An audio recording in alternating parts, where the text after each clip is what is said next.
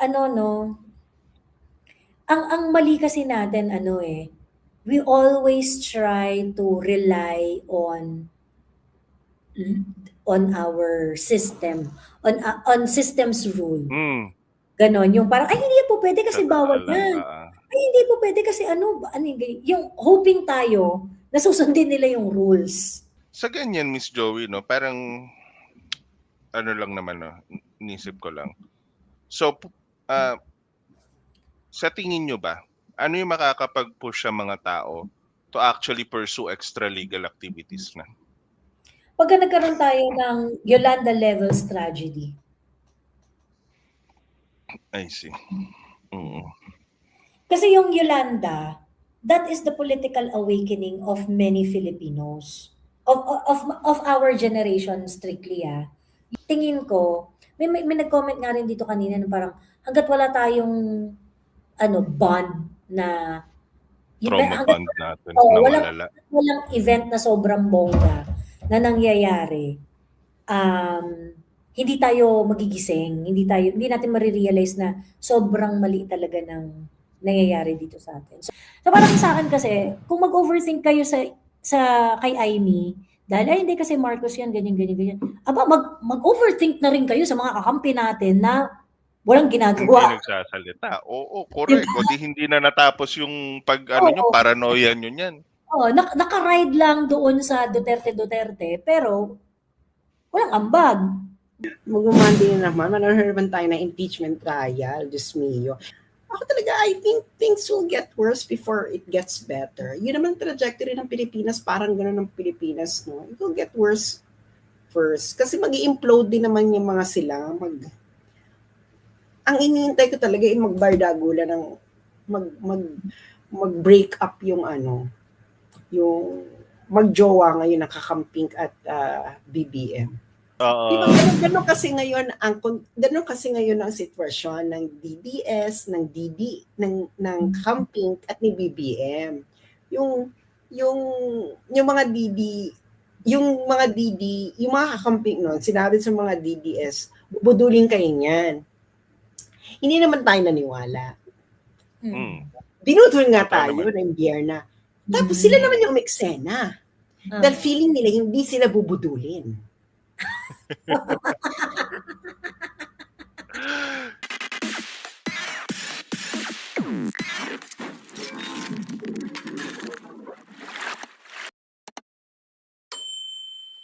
Ano 'no, ang mali kasi natin ano, we always try to rely on our system, on system's rule. Hmm, Gano'n, yung parang, "Ay hindi po puwede kasi totoo bawal lang, yan. oo. Ay hindi po puwede kasi ano yung yung hoping tayo na susundin nila yung rules. Susundin nila yung Mm. system Nagi rules, gano'n. Eh, wala naman Oo. silang pake, 'di ba? Yun nga, eh, na Eh, sa ganyan, Miss Joey 'no, parang ano lang naman 'no, inisip ko lang. So, sa tingin niyo ba, ano yung makakapag-push sa mga tao to actually pursue extra legal activities na? pagka nagkaroon tayo ng Yolanda Levels tragedy. I see. Mm. Kasi yung Yolanda, that is the political awakening of many Filipinos. Of our generation strictly, yung Mm, generation, mm. Totoo. that is really the ano 'no, the political awakening of ano, of, a lot of voters. Kasi diyan tayo nagsimulang mag-isip na, "Putang ina, ang mga yelo nakamamatay."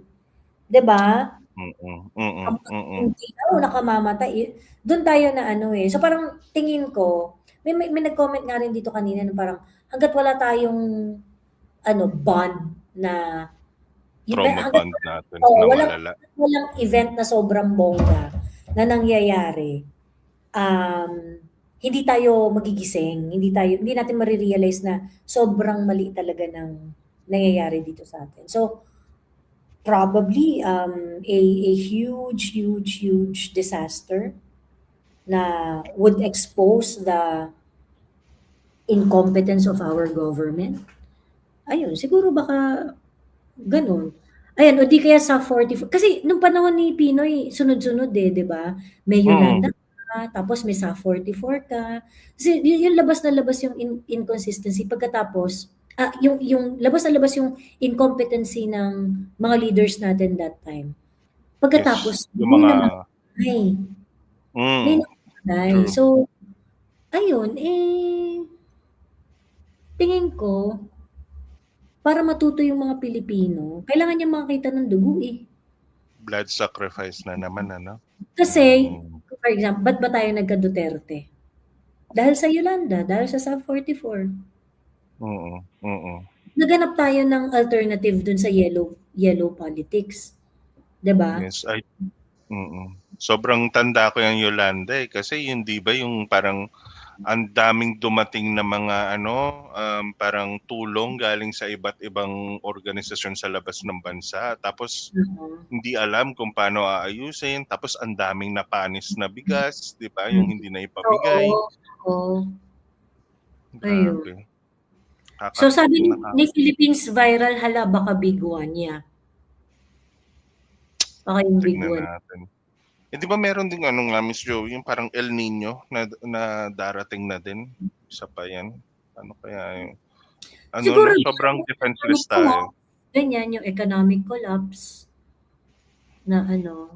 Oo nga, Miss Joey, isa rin 'yan 'no, yung mga indicators na ganyan, hindi masyado Talagang nababalita, eh. hirap na yung mga yung talagang ano, siguro yung mga matinding-matinding paghihirap na yung mga tipong, yung mga dating maalwan ang buhay, eh, magdarahop, yung mga ganyan. Yung mga pagka dumating na sa punto na nararamdaman na talaga ng mga Pilipino ng ano, lahat ng kaputahan ng administrasyon na 'to. Yung kapagka dati hindi sila namamalimos, pampa-ospital, pagkatapos ngayon mamamalimos na sila.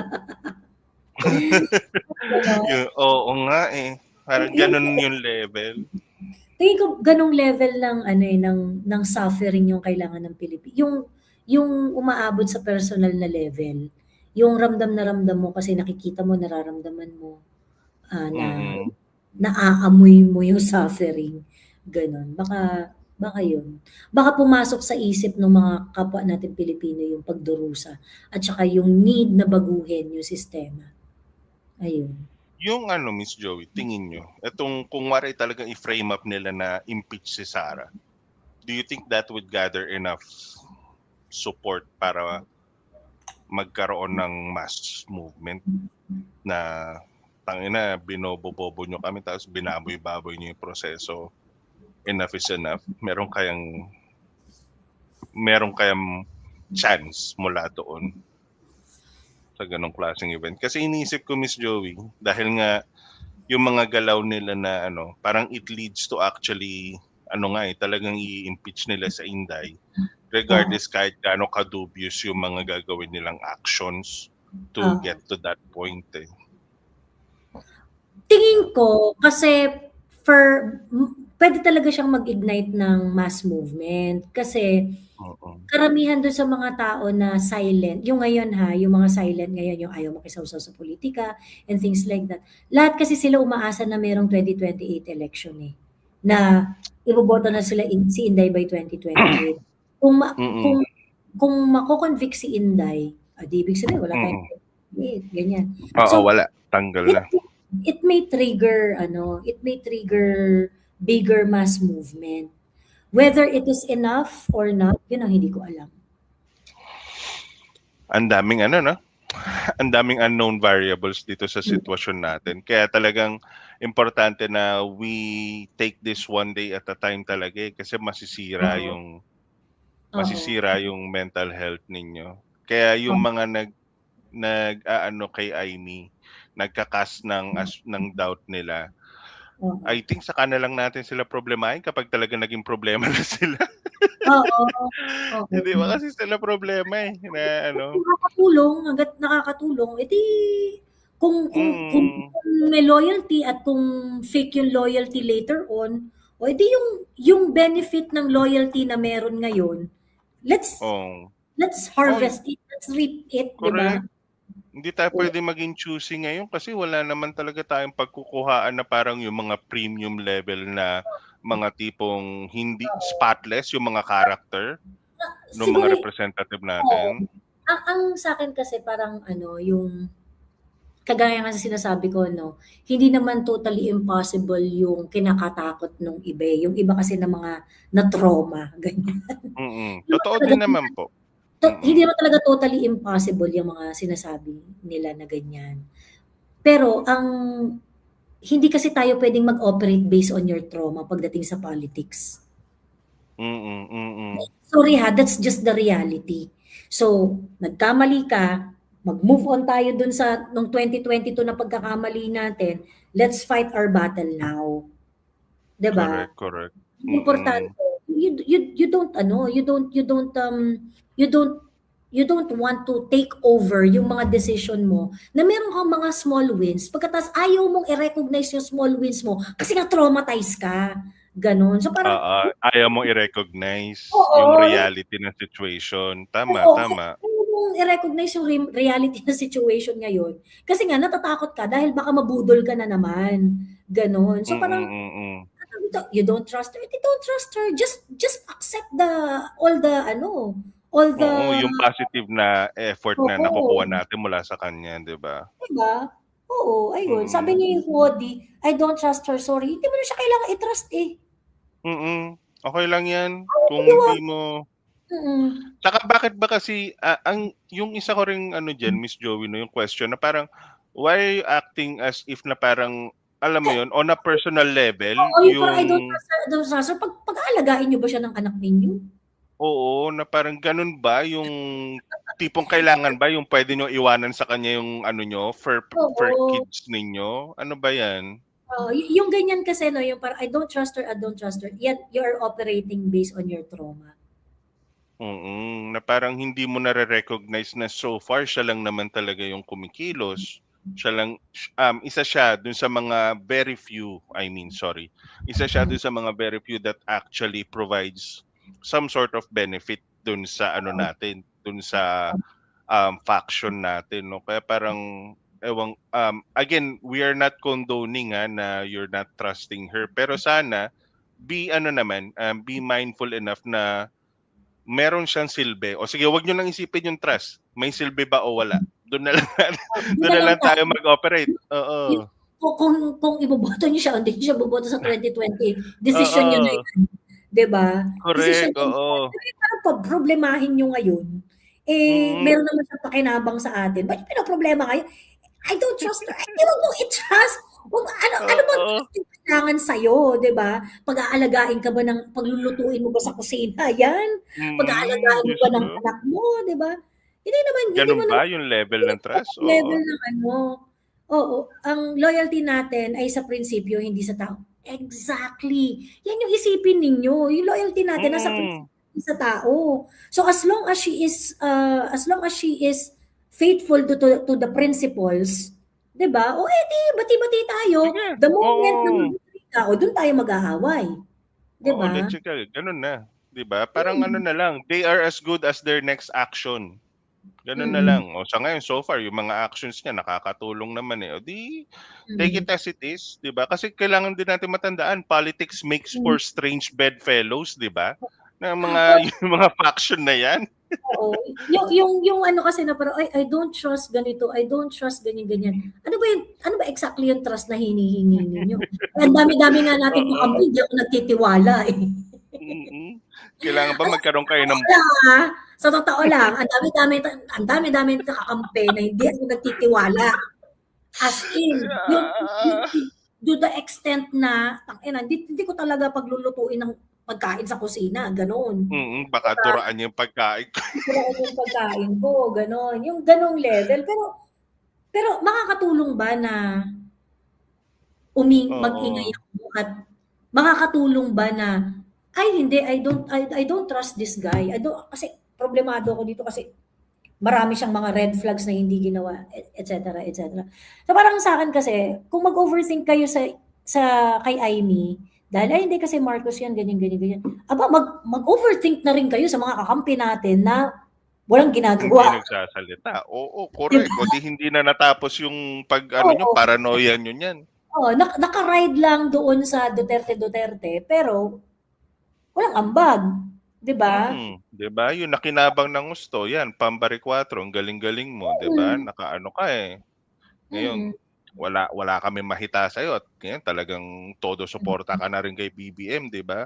So, Mm. ayan, ano natin 'no, i-temper siguro natin yung mga ganyang klaseng pag-iisip kasi hindi tayo makakausad eh. Oo, Analysis hirap na paralysis hirap na nga tayo eh. magpalabas ng tao, 'di ba?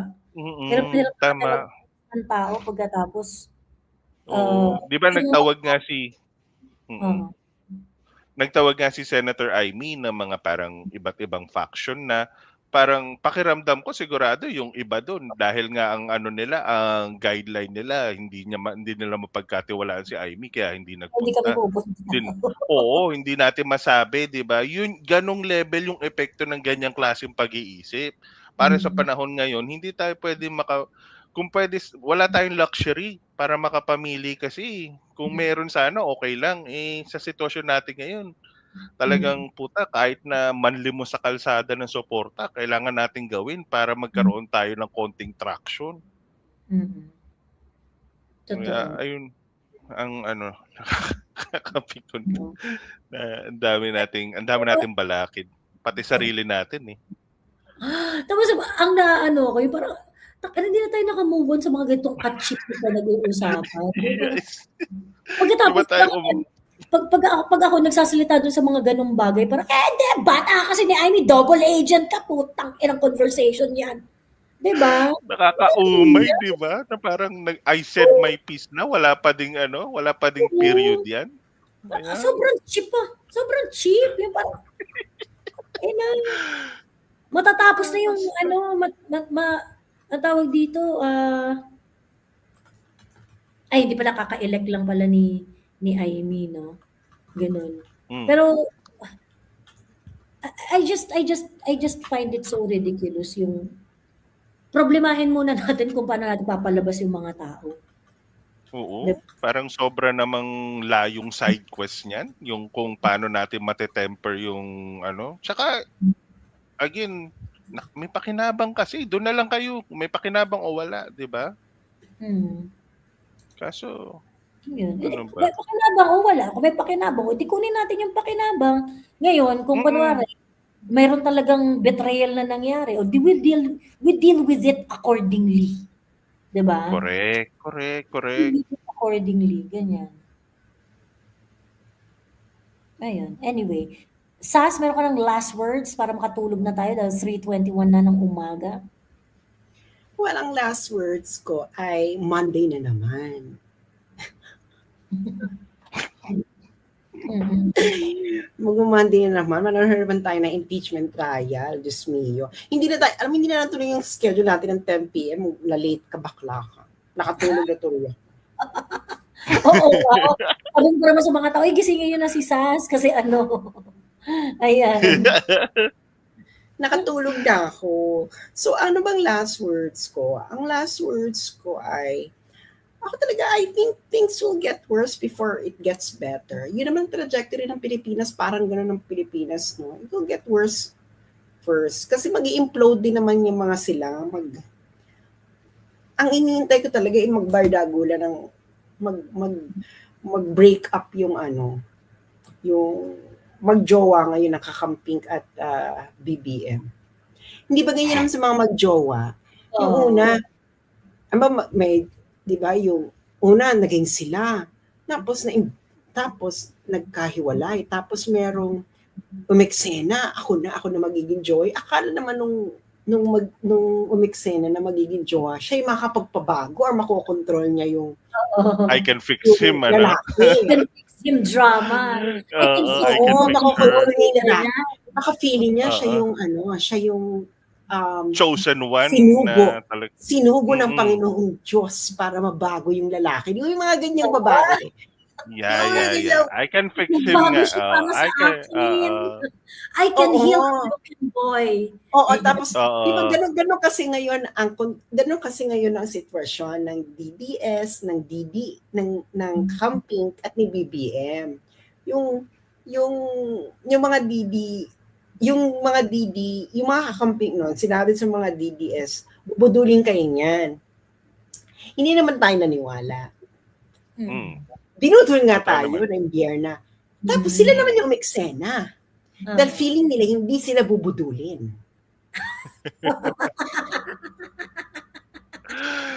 No, they treat the red flag as a challenge, hindi red flag. Challenge lang Aminin para nyo, may mga ganyang babae kasi feeling nila, ay nakita ko na, alam ko na kung paano anuhin niyang lalaki. i-maneuver. Oo, kaya nga inaano ko na ngayon talaga, hinihintay ko lang talaga is masakit yung nangyari sa amin, di ba? Have a taste, Masasaktan din guys. kayo. Oo. Iba ang sakit na mapupunta sa inyo kasi naniwala kayo talaga na mapapaba. Tayo, no, nakita natin toxic Mas siya, galit lumayas tayo eh. Mas galit sa inyo yan kaysa sa amin. Di ba? Hindi mo naman aminin nyo yung mga aminin nyo, di ba? Yung mga kalimitan, di ba? Halimbawa, may nagsabi sa iyo na bubudulin ka niyan. Tapos binudol nga. Tapos siya yung umeksena. Ay, di ba sabi mo, budulero yan? Bakit ikaw yung nakikipag-jowa? Hindi ba doon sa nakipag-jowa na nagsabing bubudulin yung ex? Mas masakit yung nangyayari sa kanila madalas. So, yan na lang talaga hinihintay ko. And let's see if that cycle will continue, which probably will. Because once a budulero, always a budulero. Kaya nga eh. Hindi ba? Totoo So, yan. kayo biglang nagbago dahil biglang kayong kasiping sa kama ngayon. Parang, correct. ano Kasi yan? kahit na 2 years lang magkaaway ang DDS and BBM. Pinks pa kaya na 30 plus years. 40 years na, mother. 40 Diba? na. 4 decades 40 na na. tayo. Ang buong pamilya. Ngayon lang yan. Kasi kaaway ni BBM ang DDS. Kailangan niya syempre ng kakampi. Syempre, kayo yung kakampi ngayon. Pero, girl, ang dami this is a cycle. It happens to friendships. It happens to a lot of things. It happens to gangs. It happens to countries. It happens to, hindi ba, halimbawa yung US noon, saka Soviet Union, magkakampi sila, kaaway nila yung Nazi Germany. Powers. Tapos nagkatapos wala na yung Nazi Germany. Sila na yung gustong magpatayan. Bakit? Cold War naman, ano? Oo. So, tayo naman, ano tayo, nakaganyan lang tayo. Sige. How does Sino it kung feel? nakatay ko sa inyong dalawa? Oo. Watching lang on the side. Oo. Di ba? Bahala kayo dyan. Oo. I am waiting for the moment when we are the one who's watching. Actually, mas gusto ko nga yan eh. Na halimbawa, nagka-Noel ng 2028. Which most might probably happen, no?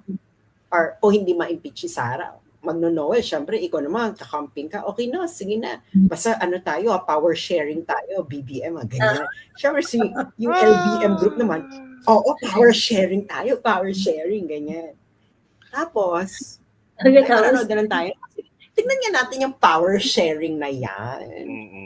Power sharing, pero sila lagi nasa boto. Ito, power sharing tayo, power sharing. Ito, share natin tong power ha, share natin to. Okay, close your eyes. Close your eyes. Okay, here's your share. Here's your share. May share ka pa rin. Hindi naman nakakapagod din. Sige, Parang kaning mo na, Inday, deadmahin mo na. Hayaan mo na sila magrambulan dyan. Actually, gano'n na rin naman yung attitude ni Inday. Parang, putya, bahala kayo dyan kung anong gagawin nyo. Kasi Actually, si sinabi Inday na rin naman, naman sabi niya, di niya, ba? parang ano ni Inday, di ba na, well, kung destiny niyang ma-impeach, di ma-impeach siya.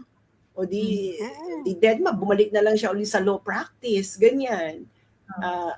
Gano'n na uli yung eksena niya or maging nanay na lang siya, hindi ba? Alagaan niya na yung mga anak niya. So parang, alam mo yun, and that's the end. And then manonood na lang tayo. Kasi gusto ko talagang makita talagang magbardagulan talaga yan eventually. Magbabardagulan yan eventually, girl.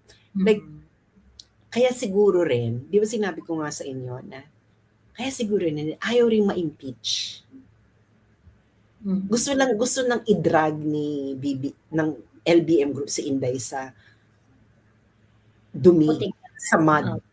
Kasi pag talagang itinuloy talaga nilang makonvict at mawala, bakla sa kanila lang ang kakamping ngayon. O, alam na natin ang sunod nating target, ha? Alam na natin ang sunod nating target, ha? Pagkatapos ni Sara.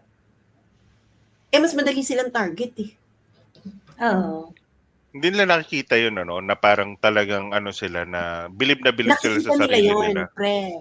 Dude, nakikita nila yon. They see it perfectly. Kaya baka kaya siguro, di ba yung mga kakampi? Ay, hindi na 16 ang hindi na 16 ang di ba yun ang mga kakampi, ang hilig nilang itodo? Hindi na 16 ang Emerald. Biglang, ay, hindi, 16.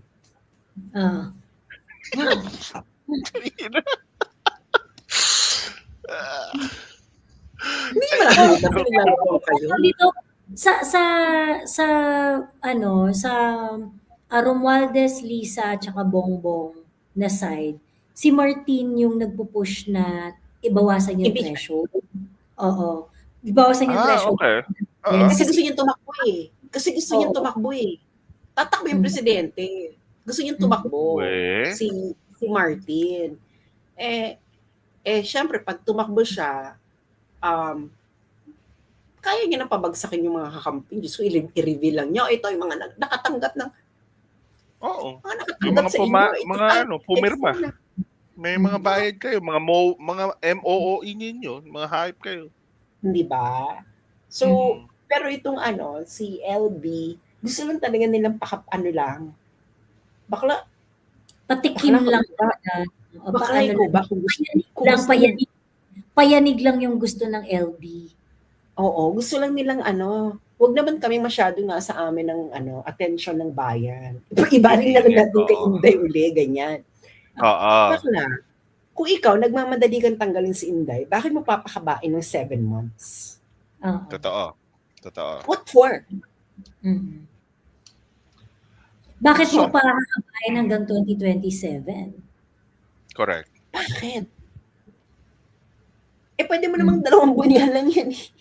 And kung talagang gusto mo, kung ikaw si Bongbong Marcos na naghihingalo ang popularity negative 27. Seemingly fair impeachment trial may reflect good on him. Diba? May boost, tama. Gano'n. Kasi parang, in-ensure talaga ng Pangulo na magiging fair impeachment trial, kines, yung mga gano'n. Hindi, saka rin, kasi nag-gamble sila. Bakit hanggang 2027? Kasi if ever na ma-convict, kung mamimili siya ng vice president, kasi siya mamimili ng vice president tapos i-approve yan ng Congress as a whole. I-approve yan. So pwede niyang ipitik-pitikin na sige, ito muna. Tapos hanggang makalimutan. Kasi kung mag-appoint siya ng maaga, may panahon pa itong i-appoint kung vice president para tanggalin ako sa pwesto. Oo. Kaso, pag 2027 na, sino naman mag-gagambol na 1 year ka na lang sa pwesto, hindi ba? Wala naman siguro mag-gagambol na 1 year ka na lang sa pwesto. Wala nang value. Mag-ipon ka ng kaaway for nothing, di ba? Oo, na 1 year. 1 year lang. Oo, parang wala na. Pero syempre, gusto rin nila, ayaw rin niya matanggal. Kasi pag natanggal na, bakla, kung sino yung appoint mo ng vice president, tatangong presidente yan. Most likely, guaranteed na Siyempre, yun. ano gagawin niya? Bababuyin ka niya, girl. Kahit hindi ka niya palitan, bababuyin ka niya para yung kandidato mo. Hindi maging viable at less appealing, di ba? Sa Ito, next run. oo. Ito yung nagtatanong, do you think it's true that the Philippines is now upper mid? Yeah, yes, it is true. But you have to look at the context kung paano yung classification ng Upper middle class. ng upper middle class economy. Yung Philippines na upgrade, parang 6 countries yata yung na-upgrade. Let me remind you na walang na downgrade. Walang na downgrade. I see. Okay. Walang na downgrade. Okay? So, meron lang pa ang na-reclassify, konting-konti parang 6 countries lang yung na-reclassify. But even World Bank yan 'di ba yung Kakategorize niyan. Ginagawa nila yan in order to see kung sino yung mga economies na pwede nilang viable na pwedeng pautangin. Ganun yung yun yung ginagawa nila dyan. So, reasoning nila dyan.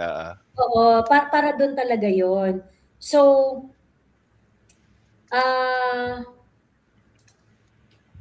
ayun. It has nothing to do with the country being developed. It does not directly measure poverty, inequality, quality of life, infrastructure, yung mga ganong bagay. So, it's really about, pati distribution ng pera, wala namang ano yun doon. Walang bearing doon sa ano niya. So, it is not something to celebrate. Actually, yung classification na yun, classification lang yun ng World Bank para mas effectively makategorize nila ano ba ang mga kondisyon nitong mga bansang ito? Sino ba ang target nating pautangin ng pautangin? Kasi marami na sila. Tama. Era. Ayun. So para yun doon, kasi data naman yun ng World Bank eh. Para yun doon, hindi yun. Saka yung naniniwala ba kay upper middle class economy? Well, naman kasi yung paper analysis naman kasi yung upper middle class economy. Magko-compute ka lang, GNI, i-divide mo ng number of population, and then that's it. Now, yung GNI mo, saan mo ba kinuha yung GNI mo? Oo. Ano bang nag-contribute sa GNI mo? Tayo may pagbagsak tayo ng birth rate sa Pilipinas, by the way. Saka yung GNI, yung GNI, lahat yan ng income ng country mo. Bakla, 10% ng GDP natin, remittance ng OFW. Hi, Prof. Michael Batu. Hello. Yung imagine 10% ng GNI natin ay remittance ng OFW. Ibig sabihin, yung income nila not generated by the national economy. Galing so sa labas pag binawas mo yung 10% na yan, bakla yung Pilipinas, wala siya sa lalagpak talaga. Wala siya sa upper middle class. Na ang downgrade. Tayo mag-iisa, no? Kasi yun yung feeling nila, ay, ang galing-galing ni BBM, naging upper middle class economy tayo. Bakla hindi. Pag karamihan yung nasa nating mga bansa, no? Yung halimbawa yung Vietnam has also been declared upper middle class economy. China is also upper middle class economy. Upper middle class income. Pero yung income nila, ng bansa nila, ilan doon yung remittance base? Almost nothing. Yung income lahat nila, sa loob nila na-generate, generated by their own economic system. Correct. Parang ganito lang yan, mga friends. Halimbawa kami dito ang tatlo na magkakapit ba? Itong si Joey, saka itong si Kuya, magkapit bahay. Pareho silang upper middle income. Pareho silang upper middle income country. Itong si Kuya, hindi siya nagtatrabaho. Kasi wala siya makuha trabaho. Pero pinapadalan siya ng pera ng asawa niya sa Hong Kong. Ito si Joey, nagtatrabaho siya, kayod siya, ganyan. Pero pareho sila ng income. So, dun sa dalawa, sino yung earned by the internal system? It's Joey. It's Joey, tama. Ito si Kuya, Passive. Ayun lang. Kumategi yung asawa niya dun sa Hong Kong. Paano siya sa poverty? Wala talaga, wala na. Balik siya sa poverty. Balik siya sa poverty, mawalan siya ng pera. Diretso poverty, correct. Tama. Wala lang, hindi niya ininvest, di ba? Kung hindi niya ini-invest yung pera niya. Winawaldas lang. Winawaldas lang, hindi ba? Tayo, pag tinanggal mo yung OFW remittances, bakla wala. Madaming apektado. That's dyan, 10%. Can you imagine 10% of the GDP? How much is that? I think it's how much is GDP that? natin? How much is OFW remittance total Millions? 2025? That's 35.63 billion. 35.6. Oh, wow. Galing sa 35.6 internal markets billion. yan, ano? Na bumubuhay So pag tinanggal sa mo atin yung pag tinanggal mo yung 35.6 billion ng OFW, ilang so pamilya magkano magugulo? GNI Philippines 2025. 5. So GNI Philippines 2025 is GNI is 566.82 billion. So minus 35.63.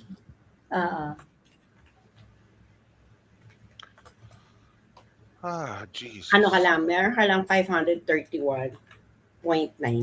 So pag tinanggal natin siya, paano ba kinukompute ang GNI divided by the population? Diretso bang divided by the population yung ano?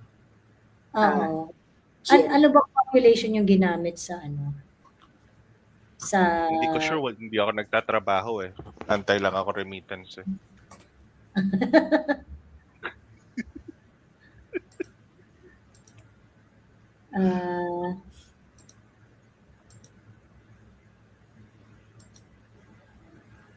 Ay hindi, Counted- ibang population ang ginamit.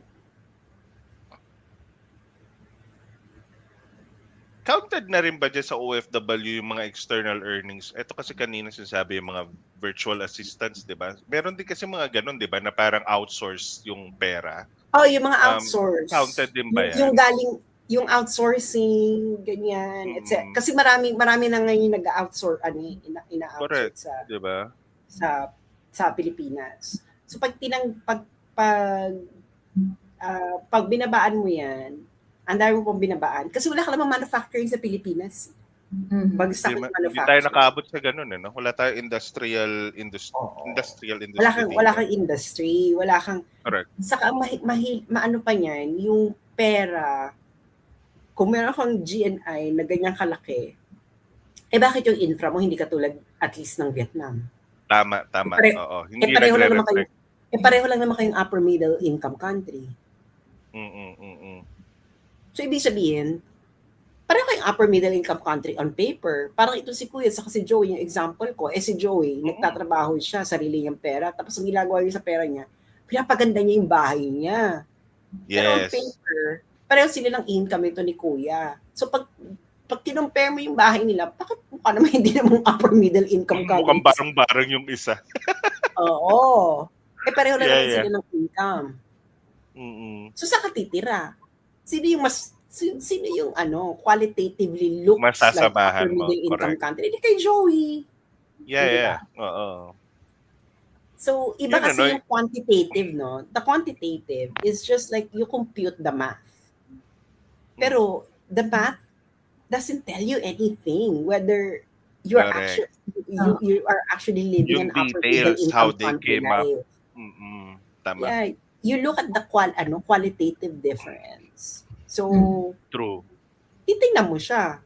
Kung i-compare mo ngayon yung bansa mo sa mga upper middle income countries na nandun sa World Bank. So, if you compare it, edi makikita mo na unang-una, may corruption. Kasi pareho lang naman tayo ng income. Bakit tsaka yung mga infrastructure Yun natin? agad, ang una, di ba? Yun ang una magiging indicator na mapapansin mo, considering na yung lahat ng mga parang indicator of well-developed country, mukhang bagsak siya, di ba? Despite that figure. Oo, yun po. Yun nga yung lalabas. Upper middle Ayun. income tayo. Oh, it doesn't mean much. Yun lang ang ano. Ayan. Looks good on paper, pero yung ano niya, it doesn't give you the full picture kung ano ba talaga estado ng bansa. Wala siyang hindi siya meaningful. Ganun. Correct. Hindi naman naramdaman ng taong bayan yan eh. Na meron talagang, 'di ba, progress dun sa ano nila, sa lifestyle. Ayun. Anyway, siya matulog na tayo kasi mag-aalas 4 na, mga bakla. Ayo nga. Wala kayong kwentong barangay, Miss Joey? Oo. Sa ngayon ay wala. I see. Okay, sige po. Ngayon ay Salamat. wala. No Tayo worries, matulog Miss Joey. na. Ayan. Antok na si Miss Joey. Oo naman, grabe na kaya alas 4 na. Baka na nyo kay Miss Joey, vampira na hindi yan. Ayun, tulog Pag sikat ng araw, saka lang aantokin. Oo. Ayun. Good night. Good night, Thank you po. Prof. Batu. Ayan. Ano na, good night na. Bye. Good night, everyone. Okay.